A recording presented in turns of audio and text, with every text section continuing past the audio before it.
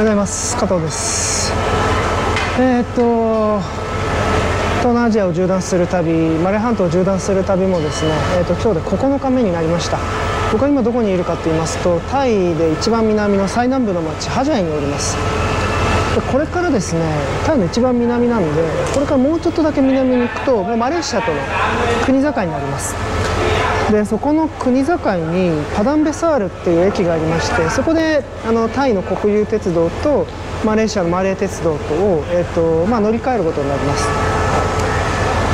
今ハジャイジャンクションって駅にいるんですけど、朝8時55分発で、タイのパダンベサール駅9時40分着ですね。45分間かけて、さらにタイを南下してですね、マレーシアの国境まで行きます。はい、というわけで3等車50バーツですね。すごく安い。こんな感じでとりあえずマレーシアの国境まで行きたいと思います。これですね、僕ロノア一番車両だから向こうか。めちゃくちゃ普通の3等車両ですね。さて、いや、あれがハジャ駅です。とりあえず席着きましたけど、暑い。エアコンなしですね。これ一応エクスプレスなんですけれども、普通のコミュータートレインですね。いわゆる普通の通勤電車というか、ああいう感じのやつですね。暑い。エアコンなし。ファンって書いてあるな。扇風機ってことですね。扇風機はあるけれども、ちょっと歩いてたら向こうの隣の車両なんか扇風機止まってましたけどね。この気候で扇風機止まってるのは辛いだろうな。いいや、45分とりあえずこれで乗っていきたいと思います。暑い。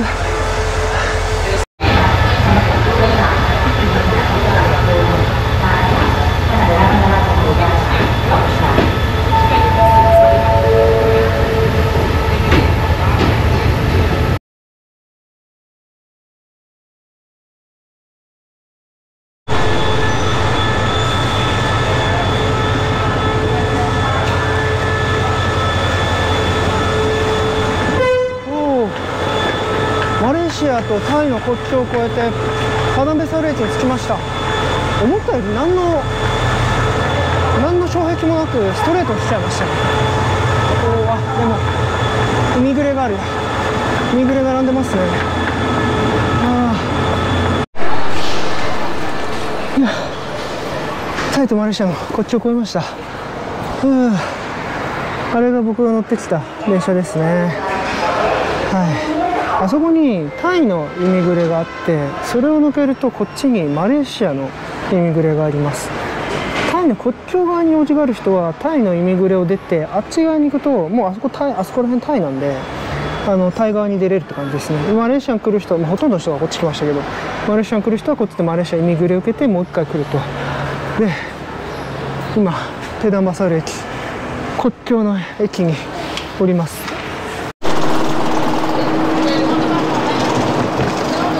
バタバス行きって書いてありますね。これ乗ります。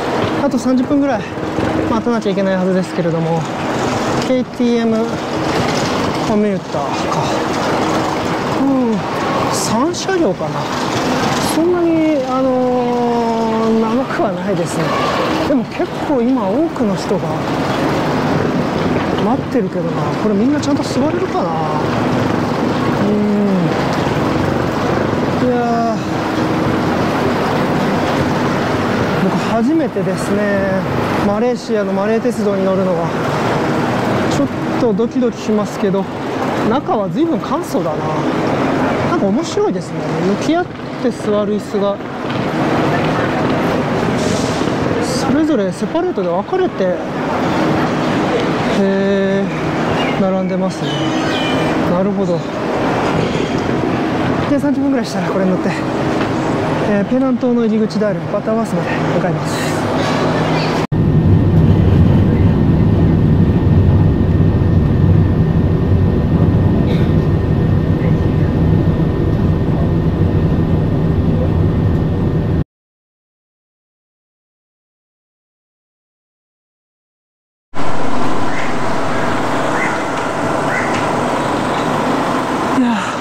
バターワース駅着きました。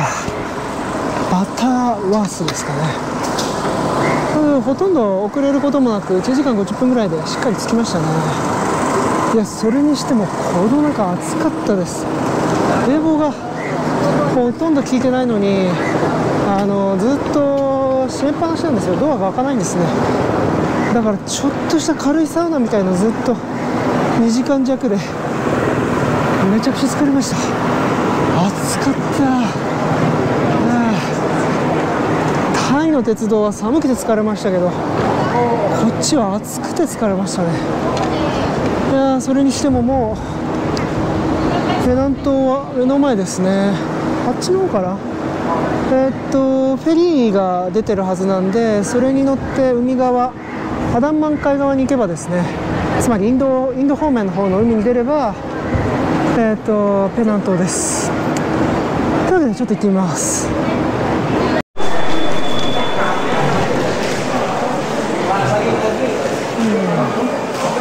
ちゃんとフェリー向こうって書いてありますね。これなくていいよ。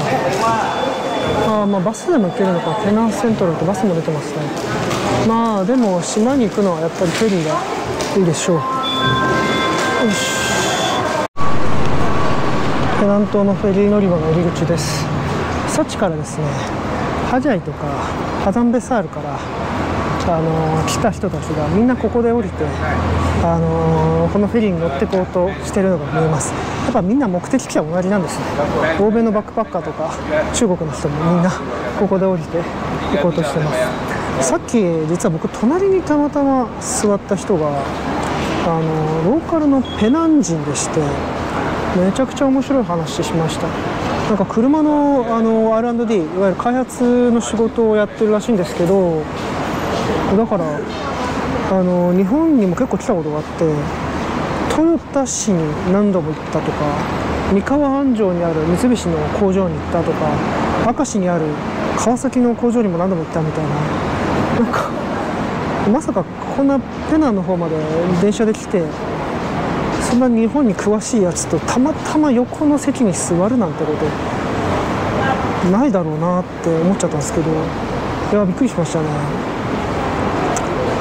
でなんかその人からですね、いろいろ話聞きまして、ローカルで美味しい店とかも聞いたんで、ちょっとそこら辺を行ってみたいと思います。やっぱなんか名店がいくつかあるらしくて、なんかガイドブックにも載ってるようなところももちろんぜひ行くべきだけど、やっぱ落差とかそういうのもマレーシア県ごとに全然違うから、それもぜひ行ってくれみたいなことでいろいろ聞きました。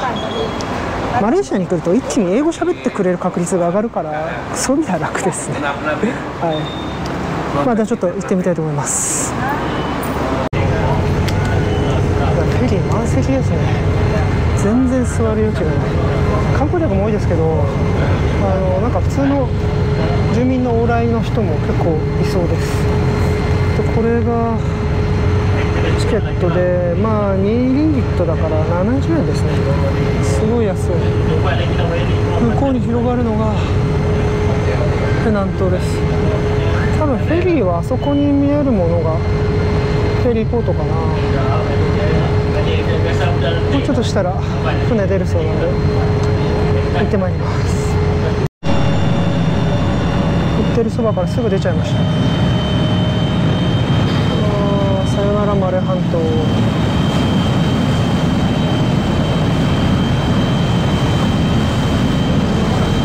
この調子だと10分もかかんないですね。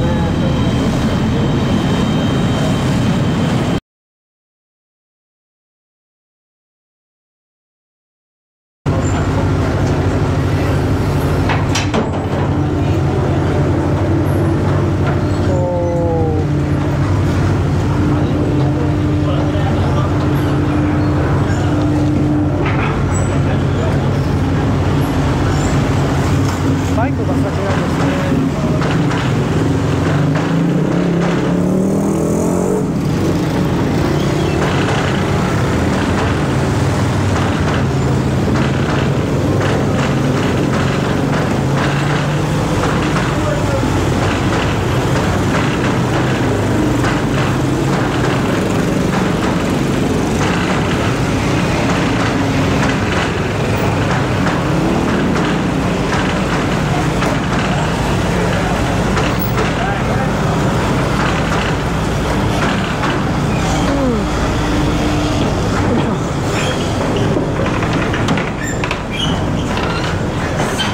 して着きました。ペナン島、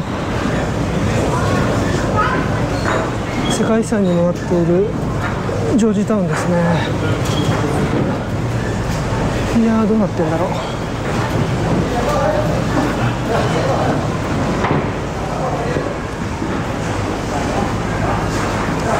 すごいなんかコロニアルな感じがしていいですね。なんかプラナカン様式の、建物とかも結構あるみたいなんで、ちょっとそれも楽しみですよね。この間プーケットとか行った時も、シンガポール行った時もやっぱりすごいエキゾチックで面白かったんで。いや、ホテルはですね、すぐそばにあるプレステージホテルっていうのを通りました。ザ・プレステージホテルって言いまして、イギリスの植民地だった時代にできた、ホテルですね。もうここから歩いて 3,4 分ぐらいのところにあると思うんで、ちょっと行ってみます。あそこがターミナルですけど、フェリーのやっぱりいろいろと古い建物が多いですね。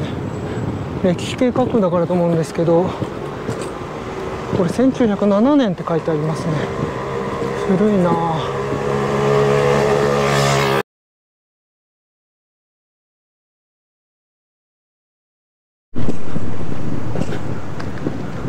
これですね、ザ・プレステージホテル。サンタクロースが煙突に登ろうとしている。やっぱり古めかしいいい感じの。 Yes, yes, thank you。 100年以上前からありそうな感じですね。やっと着いた。めっちゃくちゃ暑かった。着きました、ザ・プレステージホテル。いやー、なんかおしゃれですね。外はすごく昔ながらなんですけど、ここの中身はめちゃくちゃ綺麗になってます。なんかこのゴールドっていうか、なんかちょっとステンレスみたいな感じのもので綺麗にまとめられてますね。そして何よりめちゃくちゃ冷房が効いてます。死ぬほど助かった。これなんだろう。お菓子が入ってる。ちょっと食べてみます。なんかですね、すごいありがたいことに、マリオットの会員だからかなんかわかんないですけど、このミニバーの中全部食っていいって言われてありがたいですね。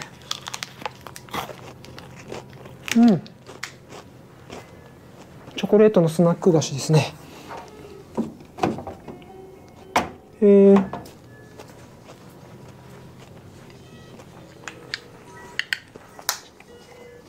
これら全部飲んじゃっていいそうです。ありがたいっちゃありがたいですね。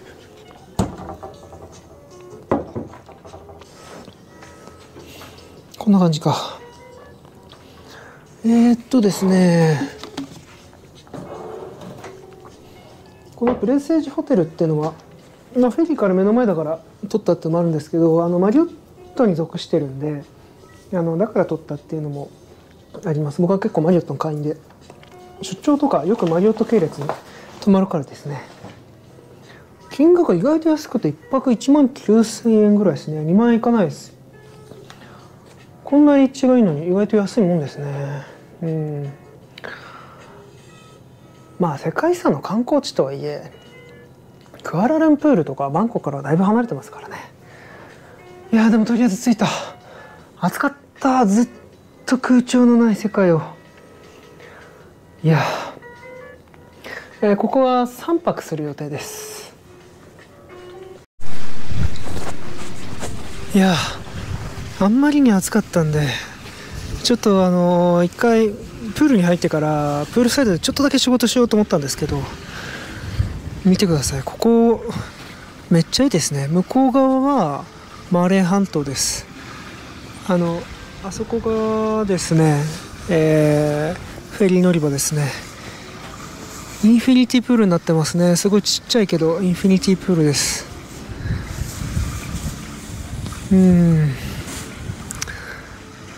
なんか小さな島まで来たなっていう感じがしますね、これ見てると。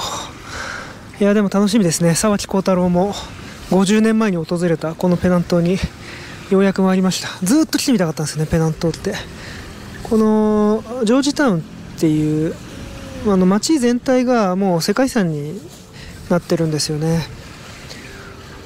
ベトナムでもそういうホイアンだったかな、ホイアンとか行きましたけど、あそこも街全体が世界遺産になってますけど、素晴らしかったですよね。本当に良かったから、このペナン島もいいとこなんだろうなと思います。ちょっとゆっくりして、街をブラブラしてみたいと思います。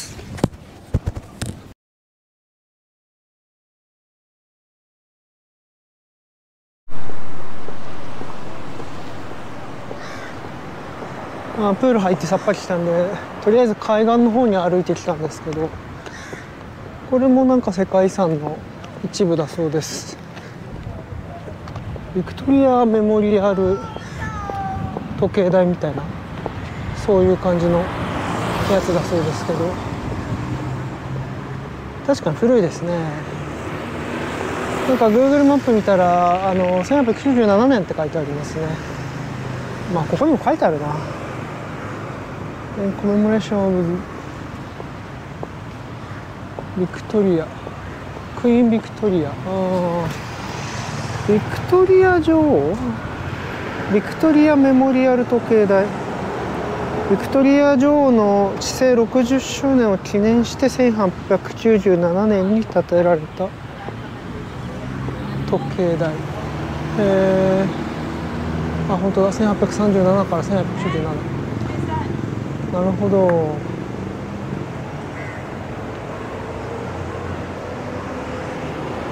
なんかやっぱりあれですね、結構こういう古いものがもう至る所にありますね。なんか18世紀や19世紀のものが多いですね、ここは。やっぱその間にイギリスに支配されてたからだと思いますけど、僕が見に行きたいのはですね、この向こうにあるコーンウォリス要塞っていうのがありまして、そこがこのイギリスにずっと支配されてた18世紀ぐらいから作られてた砦があるんですよね。だからてかもうこれじゃん。てかこれそうなのか。フォートコーンウォリス、これだ。もっと海側向いてるのかと思ったら、なんか内陸というか市街側に方向にもちゃんと壁があるんですね。これですね、見たかったのがフォートコーンウォリス。なんかあそこでチケット買うのかな。行ってみました。20リンギットですね。安いな。この大砲はこれ本物なんでしょうね。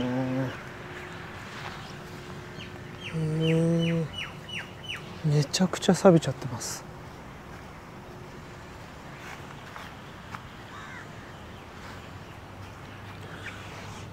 ちょっと迫力ありますね。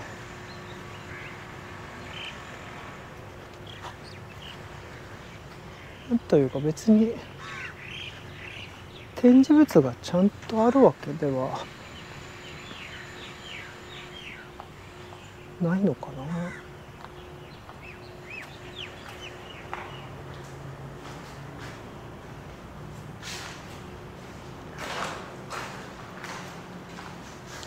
これがコーンウォリス要塞。多分僕ここら辺にいると思うんですけど、ザ・ノースシーフロントマスタープラン再開発しちゃうんですね。再開発しちゃうの。世界遺産なのに歴史上の遺物を再開発するんですかね。本当になんか僕間違った勘違いしてますかね。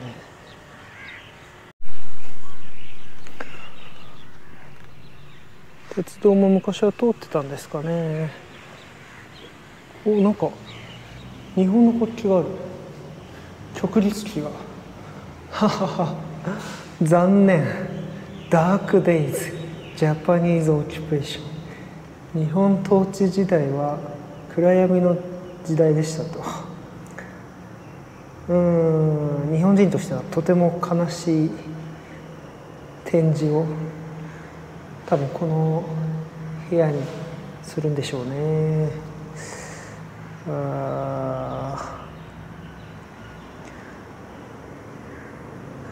なるほど。戦場と地下を生き延びた人たちのディスプレイがされると。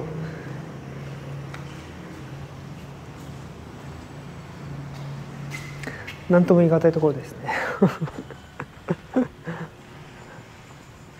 ここら辺はそうですね、ああいうふうに全部きれいにしていくんですね。そっか、世界遺産になってるからもうちょっと何かあるのかと思ったら、城壁とかその扉、砦のこの壁があるだけで要塞としてはなんか別にそんなに残ってるものがいっぱいあるって感じじゃないですね。なんだろう、あの像は。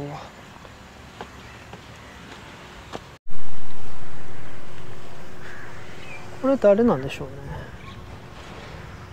ザ・スタチュー・オブ・フランシス・ライト。この人がフランシス・ライトか。随分凛々しい感じ。フランシス・ライトは海軍士官ですね。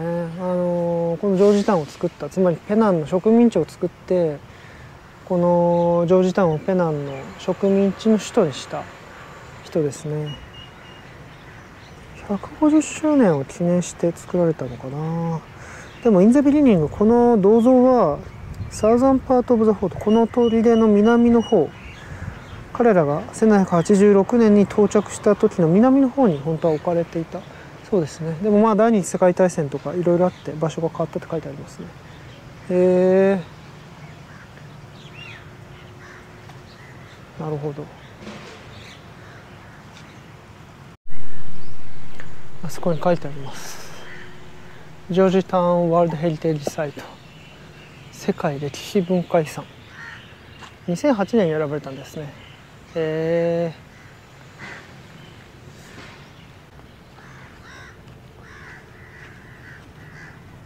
あそこにある、そこにもある大砲はそんなに錆びてなさそうですね。比較的新しいのかな。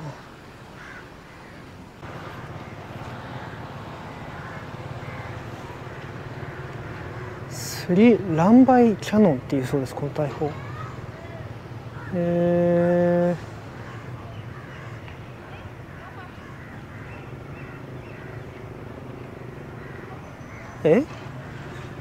日本人によって、1941、1941年ってことは日本軍によってここに置かれたのかな。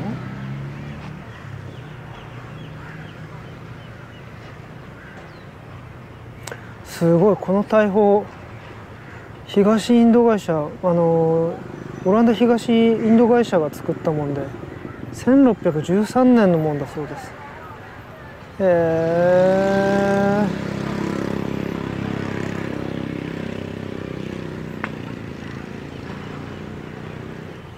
なるほど、海賊たちと戦う時によく使われたそう。すごいな。本物なんでしょうね。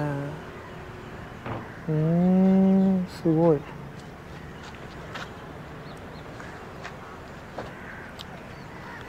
なるほど。まあこんな感じみたいですね。コリン・ウォルス要塞。